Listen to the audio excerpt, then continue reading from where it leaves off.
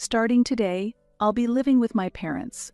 If you don't like it, you can just divorce me and leave." George stood boldly in front of me, a provocative smile playing on his face. "If that's the case, you're fired. Get out of the company." I told George, my heart's content laid bare. With a small sigh and a chilly gaze, I glared at George. Feeling my stare, George's body suddenly stiffened. Anxiety was evident on his face.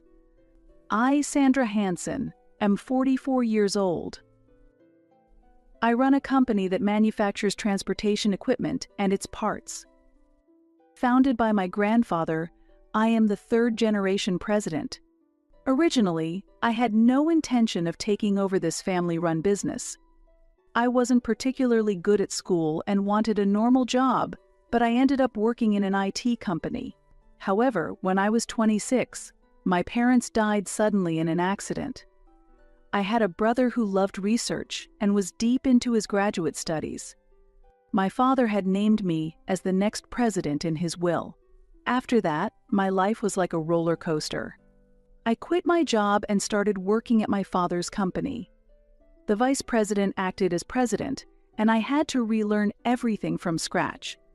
I worked tirelessly, sparing little time for sleep, and fervently learned about the company's products and management. At first, many treated me cautiously, but gradually they warmed up to me. I found enjoyment in my work and became president at the age of 40. I immersed myself in my job, putting the company first in my life. As my colleagues married off, I still had no partner. I always prioritized work over fun. For the company, I traveled domestically and internationally, so busy that I barely remember Christmas. Relatives began to press me about succession issues. Every time we met at family gatherings, they made inconsiderate comments like, "You better hurry up or you won't be able to have kids." Some people asked, "Aren't you lonely?" but their concern only led to more nagging. I responded with a wry smile and quickly left the situation. My dedication to the company paid off, and business was booming. Embracing IT technology was a key to success. As things eased, I finally had some leisure time. That's when I met George at a bowling alley. I started bowling on a light recommendation from a business associate, and it suited my personality. Now I have my own bowling ball and shoes and even participate in tournaments. George was a regular at the bowling alley. He was an engaging conversationalist, taught me many things I didn't know, and we even competed in pairs tournaments. After several meals together, he confessed his feelings, and we started a relationship. George is the same age as me but looks so young he's often mistaken for someone in his 20s. People sometimes mistake me for his older sister. Do I look that unreliable? He would blush with embarrassment whenever it happened. George has many hobbies. He doesn't just watch sports like baseball, soccer, and golf, he actively participates in them. Influenced by him, I started golfing too. Not just sports, he also invites me to concerts and Broadway performances. Through my interactions with George, I've encountered many new worlds and become passionate about them. Time spent with George is always exciting and fun. At 44, having a boyfriend for the first time might be making me a bit giddy. Amidst these fluttery feelings, George made an unexpected proposal. "I want you to meet my parents." I was at a loss for words at his sudden suggestion. "If we're going to get married, I want to introduce you to my parents." It was about 2 months since we officially started dating. It felt it was a bit soon, but I was also aware of my age. I wasn't without apprehension, but I also felt joy. I couldn't think of a reason to refuse. We visited George's parents' home a week later. The house was orderly and filled with a pleasant scent. In the living room, George's father and mother warmly welcomed us. George's mother had an elegant air, her hair dyed a beautiful shade of purple. "How lucky my son is to be dating such a lovely lady," she said, all smiles. "You are truly a wonderful young woman." Blushing from their compliments, I felt a bit embarrassed. George's parents continued to praise me, making my face turn red. George stood beside me, looking proud. "That right, Mama. It's rare to find someone like her at 44 years old," he said with a smile, though I felt a bit uncomfortable with his words. Suddenly, a wave of anxiety washed over me. But George and his parents were laughing happily together. With such wonderful parents, I felt we could build a good relationship after marriage. The earlier anxiety gradually faded. However, hearing George call his parents Mama and Papa made me ponder. I used to call my parents the same when I was young, but is it common for an adult man to do so? It seemed unusual to me. I may be unaware of common societal norms myself. Having lost my parents early and devoted myself to my work, I realize I lack common social knowledge. The discomfort I felt towards George may be due to my own deviation from common sense, and I tried not to dwell on it. George likely has a good relationship with his parents. He often praises his mother, which is not a bad thing. However, when we were talking about cooking, George made a slightly awkward comment. "Mama's meat and potatoes is the best in the world." Furthermore, he lightly criticized the meat and potatoes I made. "Yours is a bit."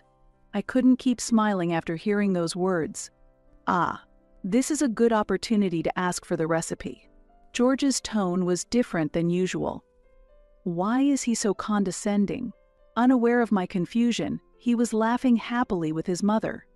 George's mother took out a notebook and started writing down the recipe for meat and potatoes. "Now you can make it like Mama." I wasn't sure whether to be happy or confused. Before I knew it, my smile had turned ambiguous. It had gotten completely dark outside, and as it was time to leave, the topic of marriage came up. I want to get married as soon as possible.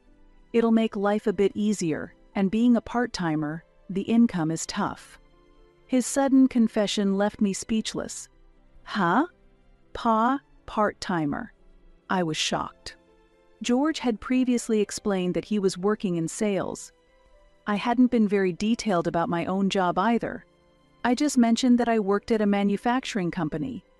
I had kept the fact that I was the president to myself because it was hard to discuss, but I never thought George was a part-timer. As I stood dumbfounded, George snapped back a bit angrily. "You're mocking me because I'm 44, aren't you? There's a reason for this." According to George, his mother had always been frail and often ill. Furthermore, his father had become seriously ill 2 years ago and needed care. At that time, George was working in sales at a printing company but quit to care for his father. Since then, he has been dedicating himself to caregiving as a part-timer. "It's tough for Mama to do caregiving alone, so I really wanted to support my parents." George showed tears as he spoke. I quietly listened to him. "That's why I'm okay with being a part-timer." George glanced at his parents and nodded. "But recently, Papa's condition has been improving, so I'm thinking about getting a job again. I'll do my best when I marry you, Sandra." George sniffled and murmured quietly. I blamed myself for feeling disappointed about him being a part-timer. He had chosen to care for his parents over his career. What a warm and kind person he is. The anxiety and doubts I had felt before were completely gone. A few days later, I made a proposal to George. "Why don't you try applying for a mid-career position at my company?" George was surprised by my sudden proposal. "If you think it's a good idea." I made sure not to pressure him. He seemed a bit hesitant about working at the same company. "Actually, the sales department is short-staffed. It would be helpful if you could join." I carefully chose my words while respecting his pride. It's a different department from mine. But George had other concerns. "If I work, I want to earn properly. I want to reassure Mama." He was still focused on financial issues.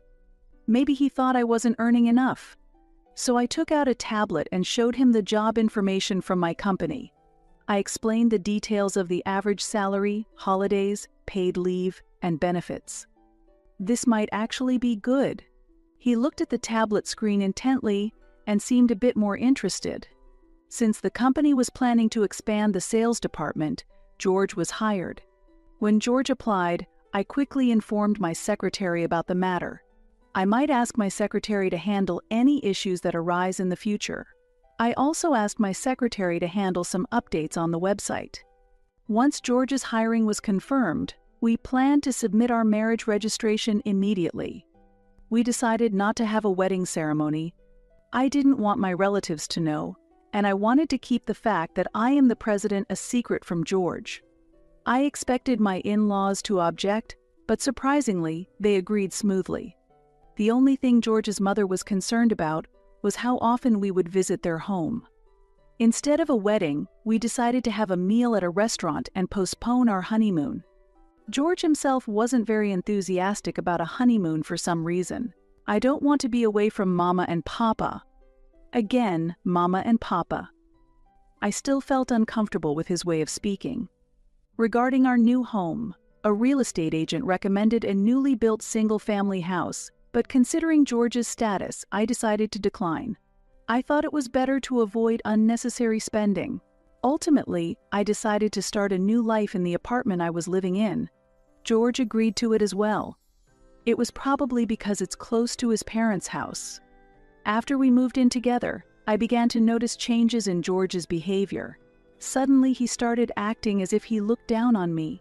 Which department do you belong to? George doesn't think of me as a business owner, and while I don't hide that fact, I preferred it to be as little known as possible. In such a situation, George made an unbelievable remark. "Well, it doesn't matter. I'm going to have you quit anyway." I was shocked by his words. Huh, quit. Who is quitting? What in the world is happening? Could it be that not George, but I am the one being asked to quit? A foreboding feeling stirred in my heart. George glanced at me and smirked maliciously. That unfamiliar smile was extremely unpleasant, and I shivered. Suddenly, I felt a chill. "Do you have any complaints?" George looked at me very coldly. My heart began to beat wildly. Holding my chest, I somehow managed to argue that I had no intention of quitting my job. Then, an idea struck me. Perhaps George wants children. "Are you thinking about when we have children? My company has excellent maternity and paternity leave policies." Before I could finish, George said something unbelievable. "I'm not thinking about children. I'm too busy taking care of Mama and Papa." I couldn't grasp the meaning of George's words and tilted my head. At that, George sighed heavily in exasperation. "That's what I said. It's my parents who need care." I was startled by George's sudden shout, but I tried to calm down and respond. "I know about your father's condition, but you said he's been doing better lately. That's why you returned to work, isn't it? Maybe he's okay now, but my parents are old." George showed intense anger. "And you're not worried about that? Such a heartless daughter-in-law." George's voice echoed throughout the room. I was confused and couldn't understand his reasoning. I tried to cool my head and sort out the situation. It seems George is planning to leave the care of his parents to me.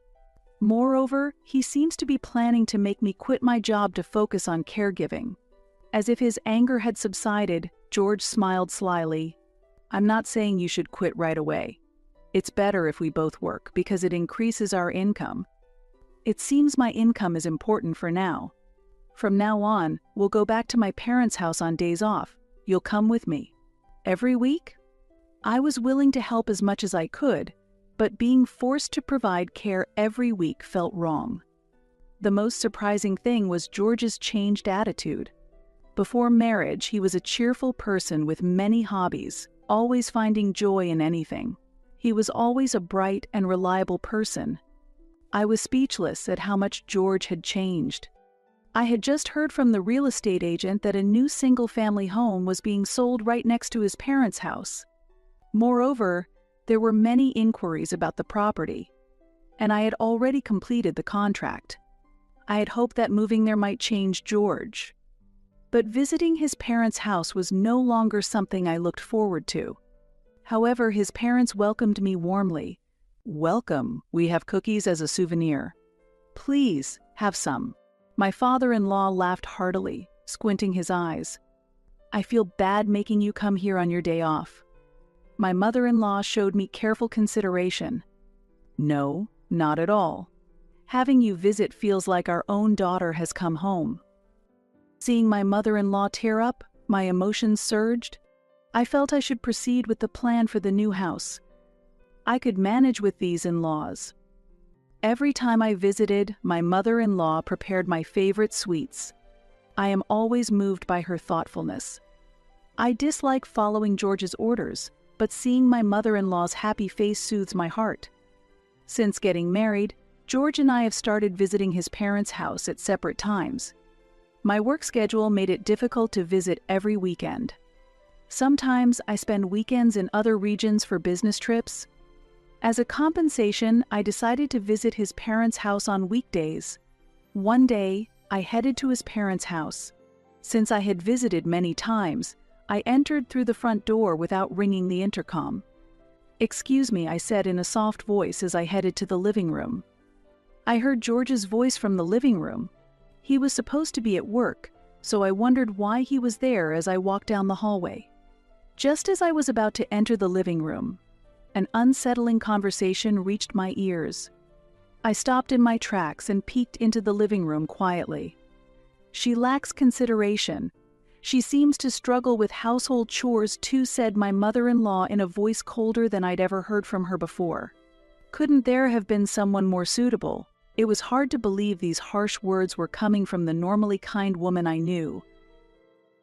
Her spiteful tone made my chest hurt and my breathing felt constricted. My hands grew cold, and I felt the blood drain from my face. She used to praise me all the time. To hear such words from my usually gentle mother-in-law, I didn't want to hear any more, yet I couldn't move. George's unpleasantly spoiled voice followed. "Sorry, Mama, but she's pretty sturdy, so she should be good for physical tasks."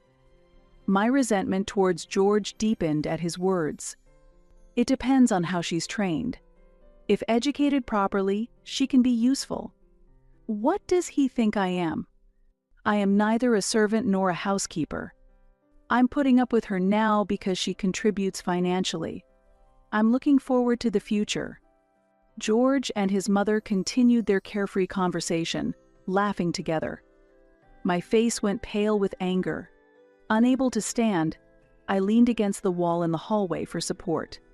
The shock from my mother-in-law's words was intense. What had all her previous kindness meant? I remembered my warm mother-in-law, who had baked cookies with me and shared pleasant times. Were all those simply cooking lessons? She was always smiling, sometimes moved to tears. Was all that an act? If so, hesitating to divorce because of my concern for her was pointless. The more I heard of George and his mother's conversation, the more it seemed they only viewed me as a caretaker. My mother-in-law then said something even more significant. "My approach is to keep her happy with compliments for now. That way, she would be pleased," my mother-in-law added. I felt dizzy at this revelation. Her harsh criticism continued relentlessly. Take a leaf out of my book and manipulate her skillfully. "By the way, I heard she's bought a house around here," George said cheerily. I wondered how they knew.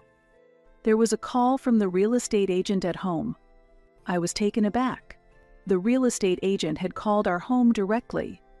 Not specifying my mobile phone for contact was my oversight. "That's great. Now we can use her even more," my mother-in-law said with a vile laugh. Feeling nauseous, I quietly made my way to the entrance and left the house. My hand was numb from gripping my smartphone too hard. On my way home, I messaged George and his mother that I felt unwell. I thought I shouldn't have gotten married if it was going to be like this. The word divorce echoed in my mind. I'm the type to act immediately once I've made up my mind. I always prefer to regret doing something than regret doing nothing. In society, divorces right after marriage might be frowned upon. However, I felt it was far worse to stay with unpleasant people, and that acting sooner was the best course. I couldn't stand life with George any longer. I promptly prepared the divorce papers. I also planned to cancel the contract for the new house. If not handled efficiently, I could lose valuable assets due to property division and compensation issues. However, I was confident there wouldn't be a problem using George's lack of morals to my advantage. I have a reliable lawyer and a trustworthy secretary on my side. After making my decision, I became even more cautious in my actions. Without showing any defiance to George, I continued to feign obedience. According to my secretary, George had been causing multiple problems at the company. This was just the tip of the iceberg. A mere divorce might not completely sever ties with George. After resolving the company issues, I wanted to move forward with the divorce quickly. And I intended to keep my role as president a secret. If George or his parents found out before the divorce, it could lead to complications. Embarrassingly, I had confided all of George's issues to my secretary. With my secretary's help, I was preparing for the divorce. Living with George was suffocating. I felt like I wasn't truly alive. When I happened to meet George at the company one day, he approached me with a broad smile. Perfect timing. He grabbed my hand and pulled me into a nearby meeting room. "Is there something you're hiding from me?" he asked with a sly laugh. Fear coursed through me at his tone. "I heard you bought a house? I got the call that it's ready to move into." I sighed involuntarily. It was the house matter, after all. "Starting today, I'll be living with my parents. If you don't like it, you can just divorce me and leave." I was left dumbfounded. It seems I have no choice. It's time to seriously face George. George stood there smugly, puffing out his chest and sneering down at me as if I would quickly submit and obey. The time when I complied with George's demands for his mother's sake is over. I had trusted his parents, but now that I know his mother's true nature, I can no longer trust them at all. "If that's the case, then you're fired. Get out of the company." In response to George's angry shout, I smiled coolly and opened up about what was on my mind. "Ha!" George let out a perplexed sound, his face full of confusion. Perhaps he thought it was some strange joke. He quickly composed himself and smirked again. "Fired? What can you do? You're not even my boss. Have you lost your mind?" I sighed quietly and stared at him coldly. The moment he met my gaze, George's body stiffened. His expression was filled with anxiety. I took a deep breath and continued calmly. "You're the one who's mistaken. Not even knowing who the president of your own company is." I showed George the company newsletter. It featured an interview with the president, my photo prominently displayed. After staring at the newsletter, George looked up at me in shock. "You're really the president. This must be a joke, right?" His face paled, and he murmured under his breath as his complexion turned ashen, "Have you finally realized?" George seemed to deflate, collapsing right there. I really didn't know. George was shaking and his voice quivered. "You didn't know? That's impossible. You just chose not to find out." He could have made an effort to know at any time. That newsletter was also available in the company's break rooms and cafeteria. A simple search on his smartphone or computer would have brought up my photo immediately. Even if the company website was deleted, my photo could be easily found. George simply had no interest. His lack of passion for his work had resulted in him being relegated to simple clerical tasks within the company rather than sales. He was only concerned about income, vacations, and benefits. My existence was of no consequence to him. But that was not enough for me. "This isn't the end. We still have to discuss our divorce." George was visibly shaken. "Hey, do you even understand what you're saying?" He must not have thought I would agree to a divorce. "Yes, I can't be the wife you want. So, I'm going to divorce you." I pulled out the divorce papers from my bag. I had been carrying them ever since I made up my mind. "Do you really understand what you're doing?" George looked incredulously between the divorce papers and me. I took out a pen and placed it on the table. "Sign it quickly." George's face went pale, and he froze. Oh, was that divorce me and leave just talk? Coming to his senses, George slammed the divorce papers on the table and hurriedly signed them. Now we are strangers. I stated it calmly. Don't come complaining to me later. Rebelling against your husband, you're a failure as a wife. George snapped back sullenly. Lucky for me to get rid of a woman who prioritizes work over family so quickly. He continued to grumble as if to console himself. Well, that's unfortunate, I responded coolly, unfazed. What will you do after the divorce? Can you imagine how sad my parents will be? Have you ever considered how lonely they will feel without your visits? Lonely, he says. They spoke ill of me behind my back. Anger boiled within me. I was too angry to speak smoothly. I wanted to lash out at George at that moment, but I just gritted my teeth and glared at him. Taking advantage of my silence, George became more aggressive. Poor thing, Mama just messaged me. I'm so hungry I can't eat. What does that even mean? There are stores and supermarkets near their house. Go back to my parents' house. You can still make amends. George directed from a place of superiority. His parents are capable of moving, they don't need care. It's just their indulgence. I've reached my limit. We are strangers now, and I have an important meeting today. I finally managed to squeeze out the words. My anger reached its peak, bringing me back to calm. If it's that important, you should take a day off and take care of it yourself. I will never sacrifice myself for George or his parents. I can't leave my important company for something like this. I've been patient and obedient so far, but I've reached my limit. George seemed surprised that I countered, stepping back. What? Defying me now? Despite being a wife? I've said it many times, but I'm no longer his wife. And George is clearly old-fashioned. He truly believes that a wife should be submissive to her husband. Moreover, he only demands things that are convenient for him. What do you mean by despite being a wife? How great do you think you are? I confronted George without holding back, pressing him for an answer. George clenched his teeth in frustration. She's not my mother.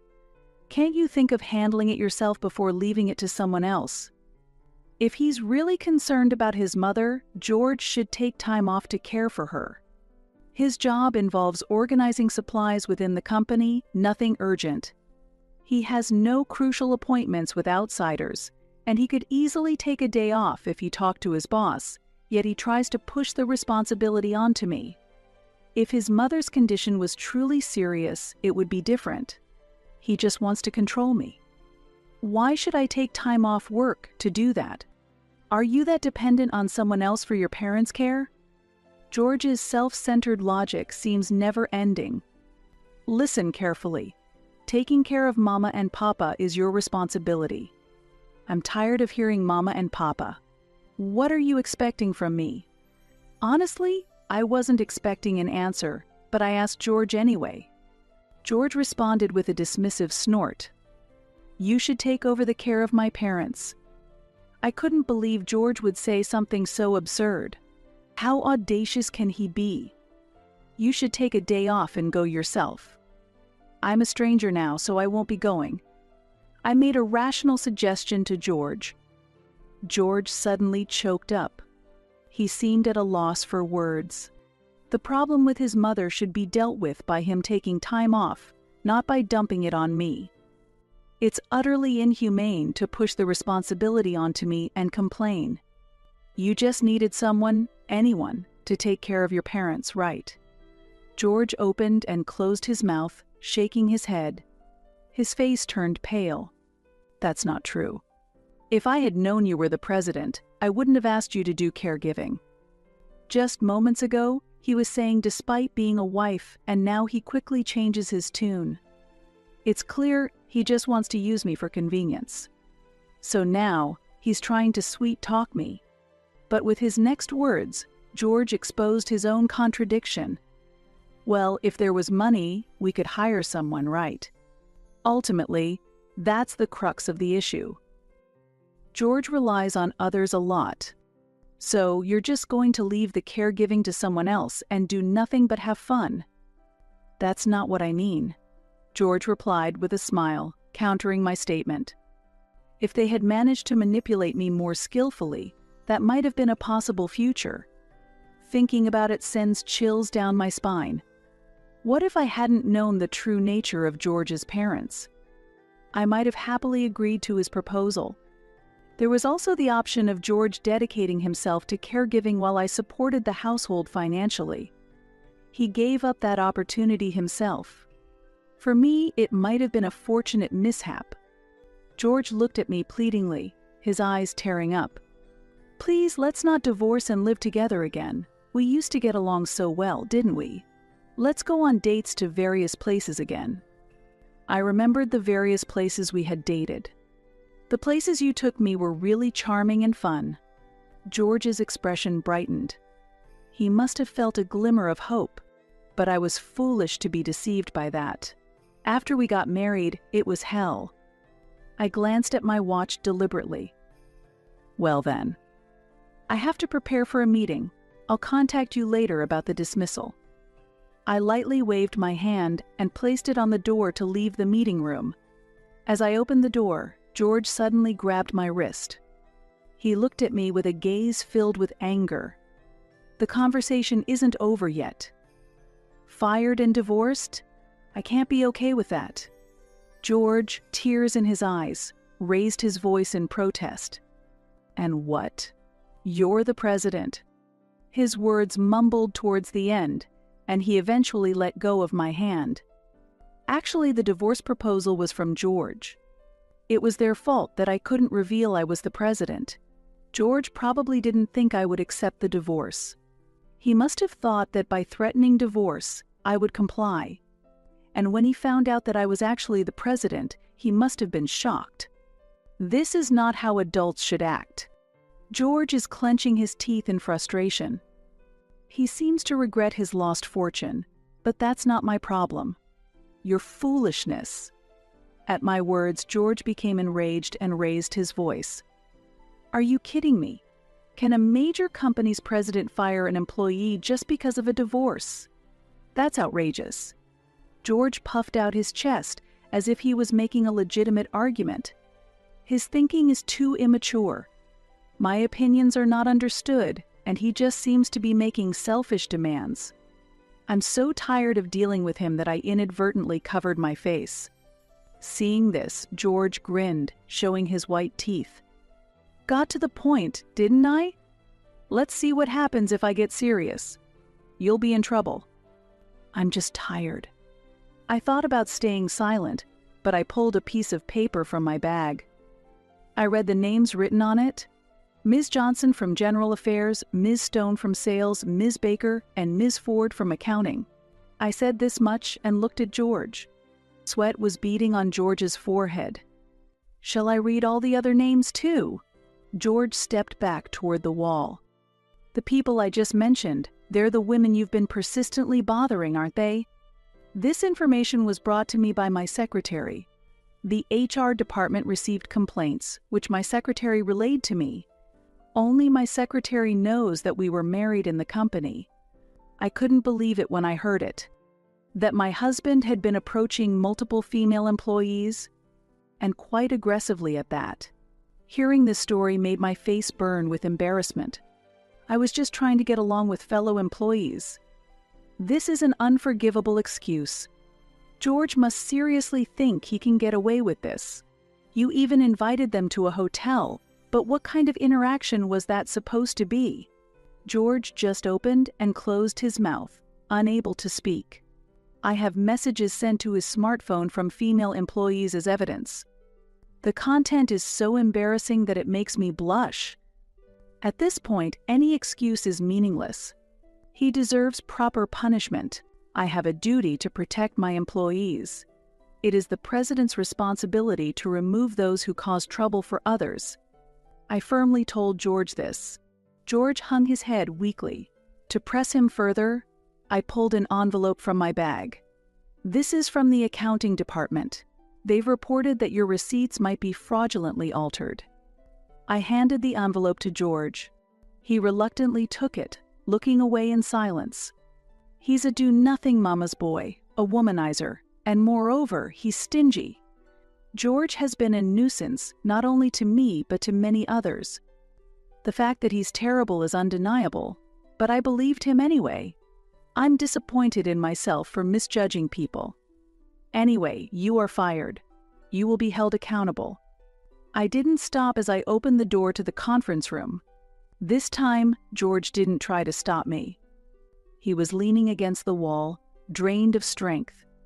"Well then, I hope you find happiness with your parents at home." George staggered and collapsed on the spot, muttering something, but I left him behind and exited the room. Shortly thereafter, my secretary brought me a formal report. Upon receiving it, I immediately initiated disciplinary dismissal procedures against George. I issued apologies in my name to the female employees who were affected, and through my secretary, I made sure they received proper mental care. I also receive regular updates on George's movements from a private detective agency through my secretary. According to the reports, after becoming unemployed, George returned to live with his parents. He started working again as a part-timer, but an unexpected event occurred. His father received a Care Level 2 certification, and soon after, his mother developed dementia. As a result, George had to take on the caregiving responsibilities for both parents. His mother sometimes wanders at night, and George spends many nights almost sleepless.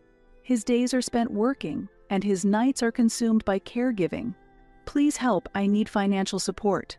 George has repeatedly reached out to me. Had our divorce been amicable, I might have considered helping. However, it's undeniable that George and his family treated me like a slave. There is no room for sympathy for such people.